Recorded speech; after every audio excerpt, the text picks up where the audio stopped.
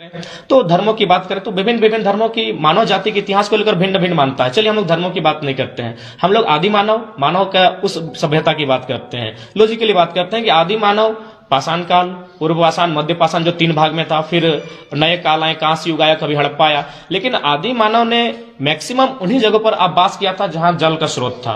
तो आप थोड़ा सा लॉजिक लीजिए, ज्यादा नहीं, दामोदर नदी के इतिहास को खंगालिए। दामोदर नदी जहां से उद्गम हुआ, जहां से बंगाल की खाड़ी में मिली है, उसमें आप जाके दोनों तरफ गांवों का सर्वे कीजिए। वो जो गांव मिलेंगे जिसमें मैक्सिमम, सब नहीं मैं कह रहा हूं, मैक्सिमम गांव कुर्मी समुदाय के मिलेंगे। यानी वह नदी साफ कह रही है कि नदी के किनारे जो लोग बसे हैं वो प्राचीन लोग होते हैं। तो इसलिए जो लोग सवाल खड़ा कर रहे हैं उन्हें चाहिए कि तर्क और तथ्य के साथ खड़ा करें। बाकी किसी की हम लोग भावना पे ठेस ना पहुंचा रहे, ना किसी अधिकार को।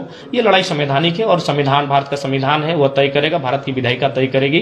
बाकी हम लोग जो है 1932 की लड़ाई को लेकर, झारखंड के हित को लेकर लड़ रहे हैं और आगे भी इस लड़ाई को हम लोग जारी रखेंगे। जनाब, आप नहीं मानते कि काफी देर हो चुका है इस मांग को लेकर, पहले ही करनी चाहिए? देखिए, मांग तो हम लोग जब छोटा थे तब से देख रहे हैं कि आंदोलन समय समय पर उठता रहा है।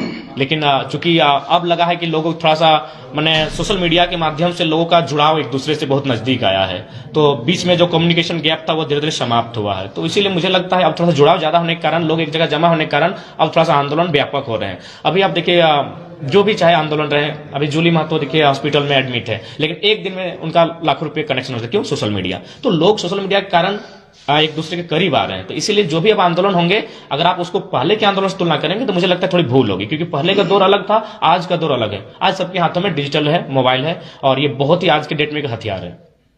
जयराम जी, सरकार में बैठे लोग 32 के मामले पे फिर से विचार करने के लिए कह रहे हैं, उसको किस तरह से देखें? देखिए, मैं तो स्पष्ट, मैंने पहले भी मीडिया बंधुओं के सामने इस बात को रखा था कि जो गवर्नमेंट 1932 की बात कैबिनेट में लेकर आई है, वो कहीं ना कहीं जो गवर्नमेंट उथल पुथल चल रहा था, उनके विधायक कलकत्ता में पकड़े जाते हैं पैसों के साथ, तो ईडी का छापा पड़ता है, तो उसी क्रम में जो उथल पुथल राज्य में चल रहा था, उस माहौल को शांत करने के लिए और लोगों की भावनाओं को पुनः अपनी ओर वापस लाने के लिए, अपना मैंने पॉजिटिव थिंक जगाने के लिए 1932 कैबिनेट में लेके आई थी। अगर उनकी मनसा साफ होती तो आज मुझे लगता है एक विशेष सत्र विशेष आहूत किया जाता और उस दिन तय किया जाता, जो कैबिनेट में प्रस्ताव था उसे विधानसभा में पारित किया जाता और फाइनली उसे महामहिम राज्यपाल के पास भेजा जाता, फिर वह संसद भवन तक पहुंचता। लेकिन कहीं ना कहीं मनसा में खोट है, तभी तो आज विलंब हो रहा है। अगर मनसा में खोट नहीं है तो उन्हें विलंब नहीं करना चाहिए। और रहा सवाल, आज के दौर में आपको यह परिभाषा करना ही होगा, स्थानीय नीति बहुत अनिवार्य है, नियोजन नीति अनिवार्य है, खनन नीति अनिवार्य है, विस्थापन, तमाम नीतियां अनिवार्य है। नहीं तो आने वाले 20 सालों में आप भी रहेंगे, हम भी रहेंगे, लेकिन झारखंड धुआं धुआं हो जाएगा। इसलिए आज झारखंड के पर्यावरण को, जल जमीन की अवधारणा को बचाने की आवश्यकता है। आप देख सकते हैं, उस दिन पेपर पढ़ रहे थे कि स्वर्णरेखा नदी का पानी टाटा को जाता है। अरे भाई, कंपनी का नहीं है, झारखंड यहाँ के मूलवासी आदिवासियों का, जल जमीन जंगल पर उनका अधिकार होना चाहिए। आपका पंचेत डैम का पानी बीएसएल को जाता है, तो यहाँ के जलों को भी खरीदा जा रहा है, जलों पर कंपनी को प्रतिबंध लग रहा है। तो इससे आभास कीजिए भविष्य क्या होगा, इससे आभास करना होगा, झारखंड के जनमानस का आभास करना होगा। इस समय आपस में लड़ने का नहीं, चिंतन और मंथन करने का समय है कि भाई क्या होने वाला है। यहाँ के जलों पर कंपनियों का प्रतिबंध है, आने वाला दिन जंगलों पर प्रतिबंध होगा, लग ही रहा है, जंगल प्रतिबंध लग रहे हैं, तो हमारे लोग कहाँ जाएंगे।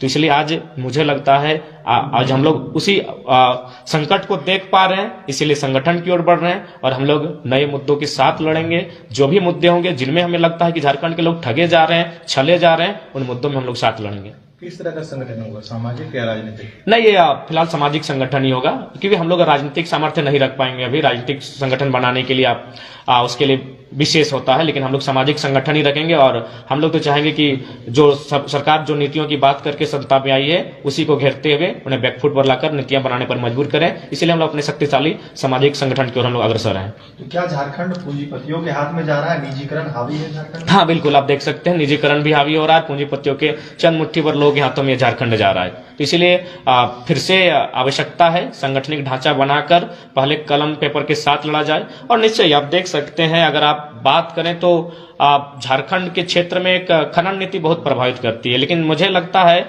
खनन नीति पर राज्य को भी सोचना चाहिए और देश को भी सोचना चाहिए। जिस प्रकार मेघालय और मिजोरम में कोऑपरेटिव सोसाइटी के माध्यम से कोयला का खनन किया जाता है, फाइनली सरकार को 120 रुपया से 180 रुपये प्रति टन रेवेन्यू दिया जाता है, उस प्रकार की व्यवस्था झारखंड में हो। इससे क्या होता है, आम व्यक्ति खुशहाल होगा, इसमें मैक्सिमम लोगों को प्रॉफिट मिलेगा। लेकिन अगर आप चंद मुट्ठी भर कंपनियों को देते हैं तो मिनिमम लोगों को प्रॉफिट मिलता है। देखिए, विजन के साथ अगर सरकार चलेगी ना तो राज्य बहुत खुशहाल होगा। तो इसलिए मेरा मानना, मेरा ही नहीं, भारत का संविधान भी कहता है, भारतीय संविधान अनुच्छेद 39B भी कहता है कि राज्य की भौतिक संपदाओं पर जन समुदाय का अधिकार होगा। लेकिन यहाँ देख रहे हैं राज्य का अधिकार है, यहाँ बड़ी बड़ी कंपनियों का अधिकार है। सुप्रीम कोर्ट 2013 8 जुलाई को भी स्टेटमेंट देती है कि खनिज का मालिक रैयत को होना चाहिए, लेकिन अभी तक इंप्लीमेंट नहीं हो पा रहा है। तो इसलिए मुझे लगता है आज अगर देश की और राज्य की अगर व्यवस्था को सुधारना है, खासकर देखिए पूंजीवाद का विरोधी कोई नहीं हो सकता, क्योंकि आपके हाथ में जो मोबाइल है वो पूंजी का रूप है, हमारी जेब में जो मोबाइल वो पूंजीवाद का रूप है, लेकिन उसमें एक नियंत्रण होना चाहिए, उसमें एक मानवता होनी चाहिए। मानवता को तार तार करके आप पूंजीवाद को विकसित नहीं कर सकते हैं,